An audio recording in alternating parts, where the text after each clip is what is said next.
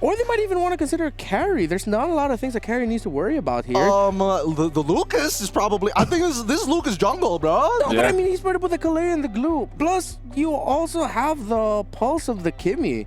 I don't know, something about CFU, and every time I see that Lucas, it's like, it's dangerous. It's real dangerous. Fair. It's, as much as we would imagine that Lucas has kind of fallen off the metagame, keep in mind what his role is supposed to be. He just doesn't want to die to the landslide. If he gets picked up, he has anti-CC to try and look to counterplay this Kalia. Most importantly, he can almost guarantee a separation of the front to back line, which is something that CFU want. Yeah, okay. SRG, their last two picks were very clear. It could have been Farsa Granger. Farsa was taken away, so they go for the double marksman with Kimmy and the Granger together, while CFU are going all in a very high aggro all dive lineup to see if they can push this into game number 3 against SRG. I'm so excited to see the little flash step from Detective to unleash that beast this time round. Look, it's CFU on the blue side facing off against SRG, but it is match point. Keep in mind, elimination is on the board. CFU must bring this back to take it to a game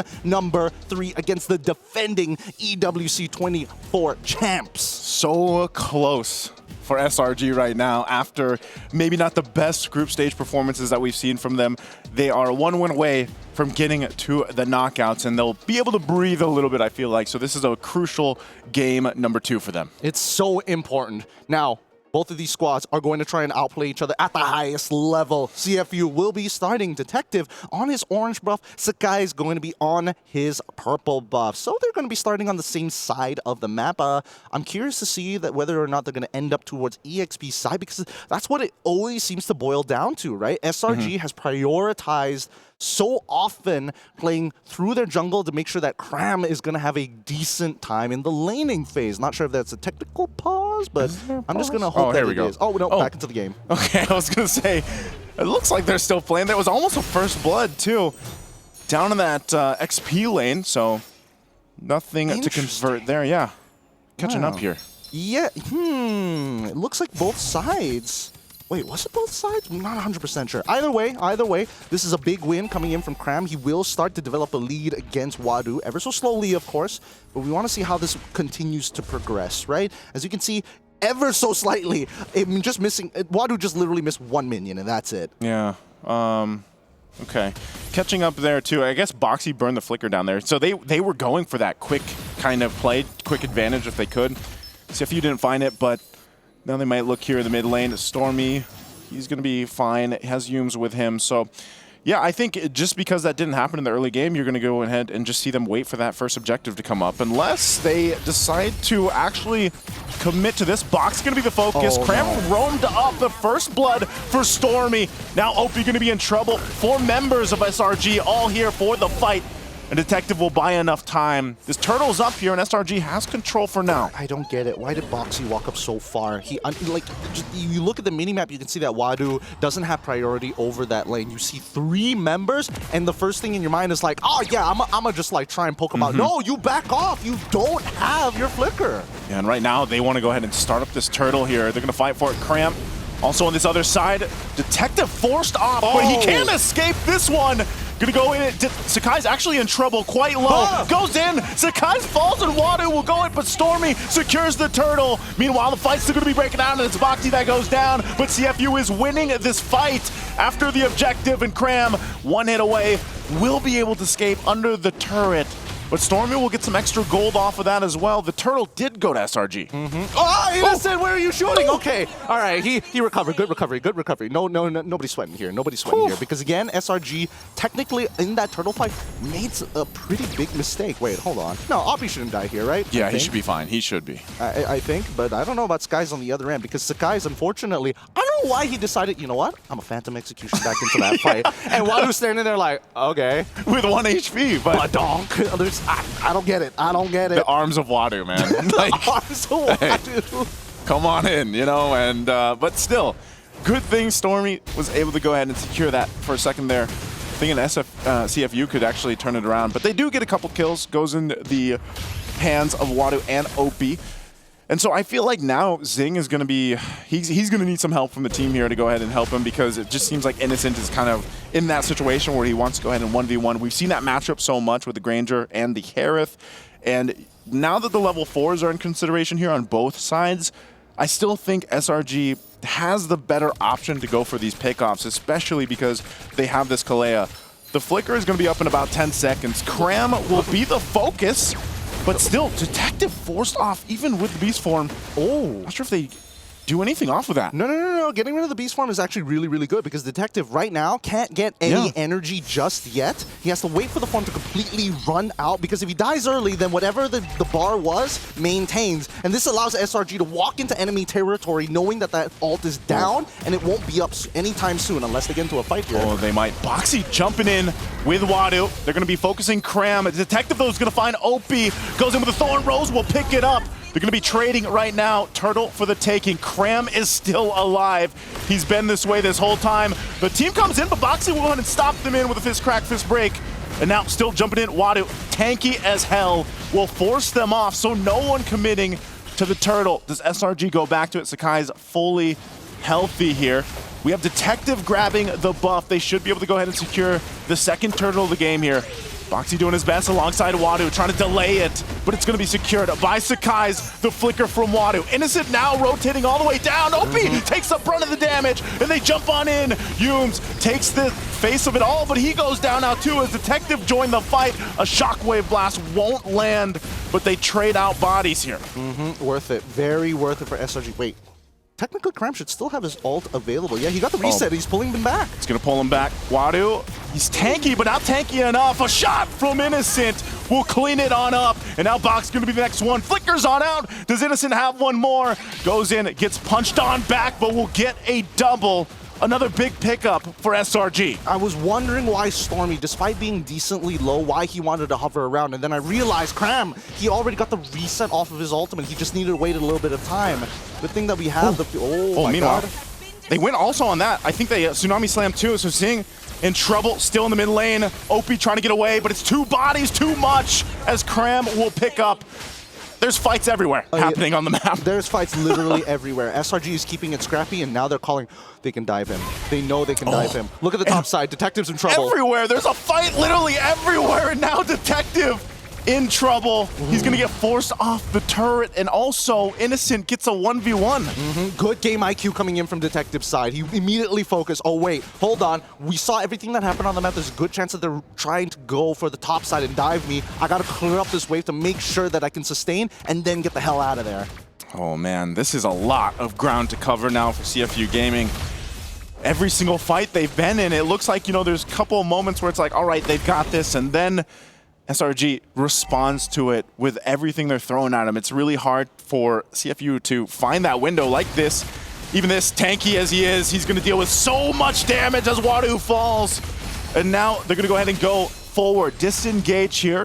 Third turtle, the game is up, but they have the numbers advantage for SRG. Yeah, they, like, for some reason, really badly want this top tier 1. They've been here for so long, trying to crack open this this turret and get the structure. This entire time, you see that the guy is actually farming on the opposite end of the map, right? Clearing his jungle path, making sure that right now, this 4 from SRG is too strong. Cram again, he's right on Detective. Detective, as a beast, he's trying to get away. They flicker forward. Boxy's gone as Innocent picks up another, and he'll get a double. Looking for more, but Yumes to fall. Zing forced out. Wadu joining the fight now. Is this really the fight he wants? He's going for Stormy. Stormy gets the space as Innocent picks up another kill. Now Opie in trouble. Innocent locked and loaded, shoots off one shot, gets a double again. Looking for the cleanup. Zing jumps under the turret, and Cram wants to zone him out.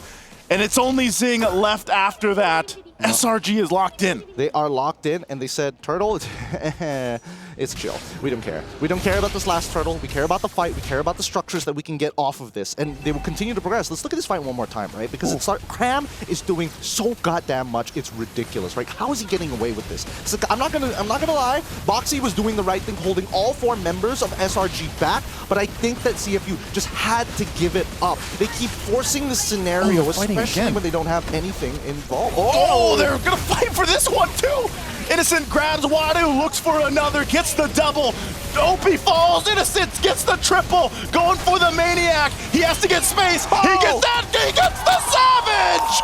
Innocent is not innocent no more. Picks up a Savage. This point in the game, a huge swing for Srg.Og Red Giants, OG Esports, and they'll get a tier 2 in the mid. That's disgusting. Right now, Srg.Og are playing hot and innocent. 14-0-1. What a KDA as they're looking to try and close out this game as soon as possible.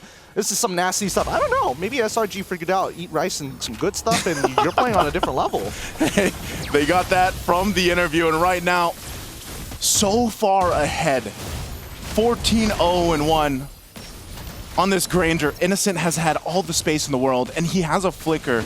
He's had a couple moments, close moments, where he's been very low health, but still, again, you got to give it up to the Beast here. His positioning, his micro is always so good, and it's really covered from the rest of the team. Yeah, unfortunately for CFU, they just keep on fighting and fighting and fighting. I get why they have to fight for the Lord specifically, but other than that, the previous objectives, it was not necessary, especially on third turtle or even second turtle. Second turtle technically could have been outplayed from the side of Wadu, but again, very slim margins. Okay. Even with this lead, they're still going to go ahead, get to the base. No way. Sakai's going to jump in. Oh, Detective goes with a blast, but doesn't have enough damage. Oh, Sing. Not close enough to catch Sakai's. Yeah, if only Sing had Flicker. If only he had Flicker. I think that's the biggest problem that we're seeing, right? Because of the Kalia just taking that Purify, you're just so worried, but you get caught out in these positions where you can't force plays upon your opponents. Now, in this fight alone, we see the exact same problem, right? The lead, the goal lead, especially on the carries, are basically untouched. Stormy and as well as Innocent are having the time of their lives. And Sakai's, so far, he's not making too many mistakes, but Boxy has to worry about too many things at once. And you can see Innocent, he's having the time of his life. Well, right now, the time of their life is in this base turret if they can get it, but the waves are cleared out so quickly from this lineup from CFU Gaming. Look at the difference here. Look at the gaps, especially in that gold lane. This is too much. It is too much to handle.